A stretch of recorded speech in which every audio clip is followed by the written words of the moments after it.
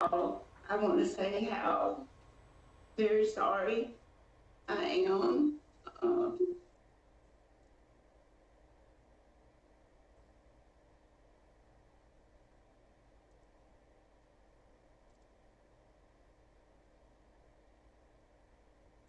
It's okay, Susan. Just, just talk with us.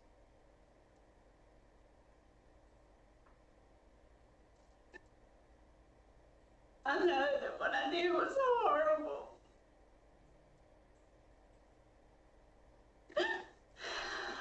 And,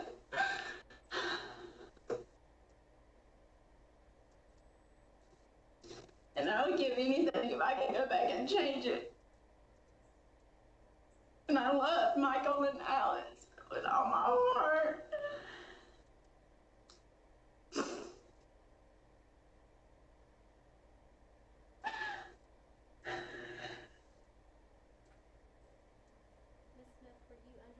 Were you under the influence of drugs or alcohol the night that you murdered your children?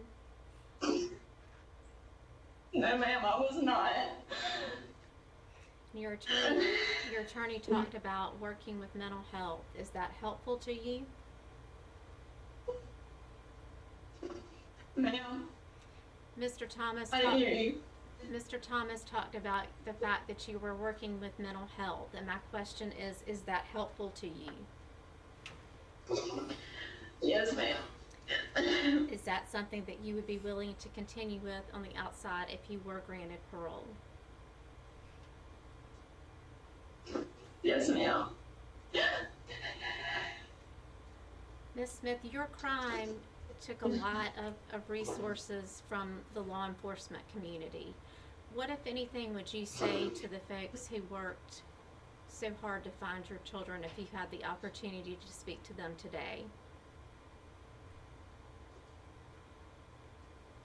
That I'm sorry that I put them through that. I really, really am. I'm actually sorry to the drivers that I had to find them. I wish I could take that back. I really do. I didn't lie to get away with it. I really didn't. I was just scared. I didn't know how I could tell the people that loved them that they would never see them again. I didn't know how I could tell David he couldn't see his son again. And I'm sorry. I don't know. I know that's not enough. I know it's not, but I don't know. I know those just sound like words, but they come from my heart. They really do. Right. One of the things that we review is your institutional record, and you've had some infractions throughout the years, some involving the use of some narcotics. Do you have any issues with drugs or alcohol at this point? I don't. No, ma'am, I don't. And you had a recent disciplinary infraction just a few months ago. So why should this board think that if we grant you parole that you're going to go out and follow the rules and the laws of society if you do not follow the rules within the institution? Well, this last infraction, I was trusted the wrong person. This lady contacted me, and I trusted her. I thought she was going to do a documentary on mental health, and I really am not guilty of what they charged me with, and I have filed an appeal on that charge. And as far as your question, I've never been in trouble before, and the things that I have been found guilty of in here have been just stupidity. I know I made a lot of mistakes in here, and I have learned from them. And before this last infraction had been 10 years, because I grew up and I knew that I needed to stop making dumb decisions, and I did. I knew it was time to grow up and do the right thing. I just made a lot of dumb choices and mistakes in here. So I know I've learned from those mistakes. What do you feel is the most And I'm not important gonna do thing that that. you've learned while you've been incarcerated?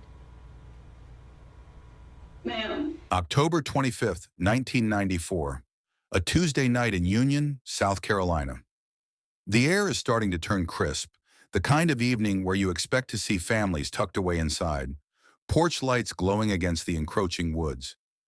But at a small brick house on a quiet street, the silence is shattered. A young mother, 23 years old, barefoot and hysterical, runs to a stranger's door. She is screaming.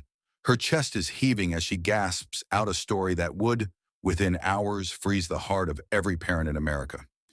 She tells the police she was stopped at a red light on Highway 49. She says a man, a stranger with a gun, forced his way into her car. She says he drove her to the outskirts of town, ordered her out, and then sped off into the blackness of the night.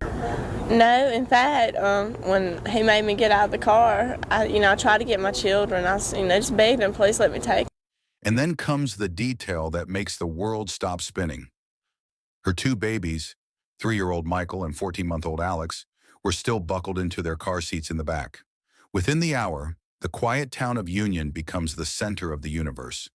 Hundreds of volunteers are out in the brush with flashlights. State troopers are blocking the roads. The FBI is flying in. On every news channel we see her. Susan Smith. She looks small, fragile, her eyes swollen shut from crying, clutching a photograph of her boys to her heart. She pleads with the captor. She looks directly into the camera lens and begs, "Please, bring them home. They are my life. I need them." The entire country stands still. We pray. We watch the yellow ribbons being tied around every oak tree in the county. We look at Michael's bright smile and Alex's wide, curious eyes, and we feel a physical ache in our throats. We want to believe in a miracle. We want to believe that somewhere out there, a man has a change of heart and leaves that car at a gas station.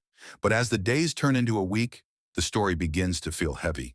The investigators are looking at the road where it happened. They are looking at the timing of the lights. They are looking at the phone records and the letters tucked away in a dresser drawer. They aren't looking for a stranger anymore. They are looking at a young woman who was desperately, dangerously in love with a man who didn't want her children. They are looking at a mother who was forced to choose between the life she had and the life she imagined she could have if her boys simply disappeared. And as the searchlights sweep across the surface of John D. Long Lake, the water is perfectly still, holding a secret that is about to destroy the soul of a community. This is not a story about a kidnapping. This is a story about the devastating price of a rejection and the cold, calculated moment a woman decided that her children were the only thing standing in the way of her own happiness. To truly see what happened that night, we have to look back at the girl Susan used to be, long before the yellow ribbons and the police sirens. People in Union remembered her as bright and friendly, a girl who worked hard. But if you look closer at the foundation of her life, you see the tremors. When she was only 7 years old, her father took his own life. That is a weight no child is equipped to carry. It left a hole in her world that she spent the next 16 years trying to fill with the wrong kind of attention. As she grew up, the stability she craved remained out of reach. There were accusations that her stepfather, a man with a respected name in the community, had crossed lines that should never be crossed. Whether those wounds were acknowledged or ignored by those around her, they shaped her. She became a woman who was terrified of being alone, a woman who measured her own worth by the man standing next to her. Then came David Smith. They were young, they were in love, or they thought they were. They married and had Michael, then Alex. On the outside, it looked like a young family starting their journey. But inside the house, the walls were closing in. Money was tight. Arguments were constant. Both Susan and David sought comfort in other people. The marriage wasn't a sanctuary, it was a cage. And by the autumn of 1994, the bars were beginning to rattle. Susan was working at Conso Products, a local textile plant. It was there she met Tom Findley. Tom wasn't like the men Susan knew. He was the boss's son. He had money, he had status, and he had a future that looked nothing like the trailers and the debt Susan was used to. To her, Tom wasn't just a romantic interest. He was a life raft. He was the person who could pull her out of the mud of her own existence and place her on a pedestal. She became obsessed with the idea of being Mrs. Tom Findlay. She wanted the house, the prestige, and the security. She wanted a life where she wasn't just a tired, struggling mother of two. She wanted to be the woman on the arm of the wealthiest man in town. But there was a problem. Tom Findlay was 27, wealthy, and looking for a certain kind of freedom. He enjoyed the time he spent with Susan, but he looked at her life and saw complications he didn't want to manage. On October 17th, just 8 days before the car disappeared into the lake, Tom sat down and wrote a letter. That letter changed everything. It wasn't angry. It was polite, which in some ways made it more devastating. He told her he liked her, but he wasn't ready for the responsibility. He wrote the words that would echo in Susan's mind every time she looked at Michael and Alex. He said, "I'm just not ready for a ready-made family." In Susan's mind, the math became simple and horrific. On one side of the equation was Tom Findlay and the life of her dreams. On the other side were two little boys who needed their mother. She didn't see her sons as children to be protected anymore. She saw them as the reason the door to her future was being slammed shut. She sat in her house reading that letter over and over, and the desperation began to crowd out every ounce of maternal instinct. She convinced herself that if the ready-made family ceased to exist, the man she loved would finally open his arms to her. While the cameras were rolling and the yellow ribbons were being tied to every mailbox in Union, the investigators from SLED and the FBI were stepping away from the emotion of the crowd. They began to look at the mechanics of Susan's story, and almost immediately the gears began to grind. Susan told the police she had been sitting at a red light at the intersection of Highway 49 and Highway 74. She claimed she waited there for a long time, and that was when the carjacker approached her. But the investigators knew that specific intersection. The light at that crossing was triggered by sensors in the pavement. It stayed green for the main highway unless a car approached from the side road. On that night, at that hour, there were no other cars. The light simply would not have turned red for her. It was a small detail, a tiny mechanical truth, but it meant that Susan had been sitting at a green light, waiting for something that wasn't a carjacker. As the days passed, the pressure in the interrogation room began to rise. Susan was asked to take a polygraph test, not once, but twice. Both times the results were devastating. She wasn't just failing. The needles were jumping off the charts when she was asked about the location of her children. The investigators watched her closely through the one-way glass. Her behavior was a pendulum. One moment, she was the grieving mother, collapsed in a chair, sobbing until she couldn't breathe. The next, she was perfectly composed, adjusting her hair, speaking in a flat, monotone voice about mundane details. There was a hollow space where the consistent panic of a mother should have been. Outside that room, the person suffering the most was David Smith. He was a man caught in a waking nightmare, and Susan was using his genuine grief as a shield. She would cling to him in front of the cameras, whispering to him, letting him defend her to the media. He truly believed his boys were out there, and he believed his wife was a victim. He was being used as a prop in a play he didn't know he was starring in. The investigators started to consult with psychologists to understand what they were seeing. This didn't look like the typical cases they had studied. It wasn't Munchausen by proxy, where a parent makes a child sick for attention. It wasn't altruistic filicide, where a depressed parent kills their children because they believe the world is too cruel for them to live in. This was something much more cold and transactional. The experts called it filicide for partner retention. In the most basic, horrific terms, it was a trade. Susan had looked at her life and decided that Michael and Alex were the obstacles between her and Tom Findlay. She didn't see them as flesh and blood. She saw them as baggage that she needed to drop off so she could board a flight to a better life. She wasn't trying to save them from a cruel world. She was trying to clear her schedule for a man who had told her he didn't want a ready-made family. As the 9th day approached, the investigators stopped asking Susan where the carjacker went. They started asking her what was really at the bottom of the lake. They knew the truth was no longer on the roads of South Carolina. It was resting in the dark, murky water, just a few miles away. November 3rd. 9 days of lies have exhausted the town, the police, and Susan herself. The air in the interrogation room is thick, stagnant with the weight of a secret that has become too heavy to hold. Howard Wells, the lead investigator, decides to put away the hard questions. He sits across from Susan, not as a hunter, but as a man offering a way out of the dark.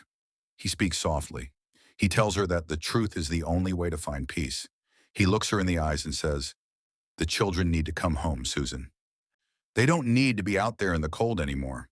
The mask doesn't just crack, it dissolves. The hysterical sobbing stops, replaced by a terrifyingly quiet realization. Susan leans forward and whispers the words that change everything. "I am so sorry," she gasps. "I was not myself." In that moment, the fiction of the carjacker, the man with the gun, the shadowy figure at the intersection, it all vanishes. There was no monster in the woods. There was only the woman sitting in the chair. She begins to describe the drive. She didn't go to a red light.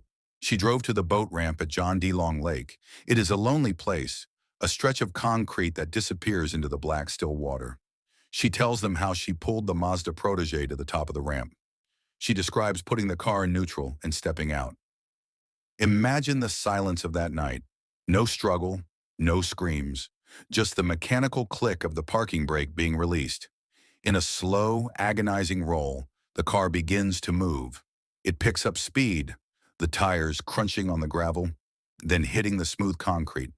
The headlights would have cut through the darkness, sweeping across the surface of the lake before the front tires touch the water. There is no splash, just a heavy, rhythmic gulping sound as the lake begins to claim the vehicle. The physics of what happened next is a nightmare. As the car drifted out, the weight of the engine caused the front end to dip. The car didn't just sink, it flipped. In 18 feet of water, the Mazda settled onto its roof on the lake bed. When the divers finally went down, they found a scene that would haunt them for the rest of their lives. The windows were rolled all the way up. The doors were locked from the inside. Inside, Michael and Alex were still exactly where she had left them. They were still buckled into their car seats, suspended upside down in the dark. They didn't have a chance. They were trapped in a steel tomb, waiting for a mother who had already turned her back and walked away. The motive was never about hate. That is the hardest part for the human mind to grasp. It wasn't a fit of rage. It was a calculated removal. She looked at those two little boys, children who looked to her for every meal, every hug, every breath, and she saw them as anchors dragging her down.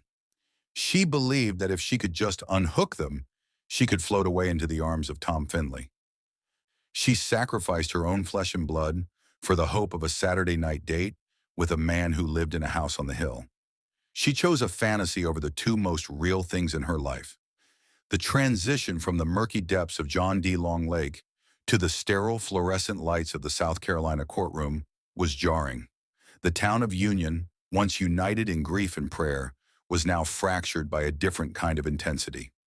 The world watched as the young woman who had begged for her children's return sat at a defense table, facing the consequences of her own confession. The prosecution did not hold back. They presented Susan Smith not as a victim of circumstance, but as a cold architect of her own destiny. They argued this wasn't an act of impulse or insanity. It was a calculated execution for a lifestyle upgrade. They showed the jury the breakup letter from Tom Findlay. They showed the timeline of a woman who waited at a green light, mentally preparing to watch her car roll into the abyss. To the state, the motive was as clear as it was shallow. She traded her sons for the possibility of a status she hadn't earned. Across the aisle, the defense painted a picture of a woman who had been hollowed out long ago. They brought up the father who took his own life, the stepfather who stole her innocence, and a marriage that felt like a slow-motion wreck. They argued that Susan was in the middle of a psychotic break, a woman so desperate for love that her mind snapped under the weight of rejection. They wanted the jury to see a broken child in a woman's body, someone who didn't understand the finality of what she was doing until the water closed over the roof of that car. When the verdict came down, guilty on 2 counts of murder, the question wasn't about her innocence, but whether she would pay with her life. In a move that surprised many, the jury spared her the death penalty. Perhaps they felt that a lifetime behind bars, sitting with the memory of those 9 days of lies, was a heavier burden than a quick end. She was sentenced to life in prison, with the possibility of parole after 30 years. The decades inside the Camille Griffin Graham Correctional Institution have been anything but quiet. Susan Smith didn't fade into the shadows. Over the years, reports surfaced of disciplinary issues, inappropriate relationships with guards, and a constant stream of letters to the media. She seemed to remain a woman who defined herself by the attention she could garner from men, even from behind a steel door.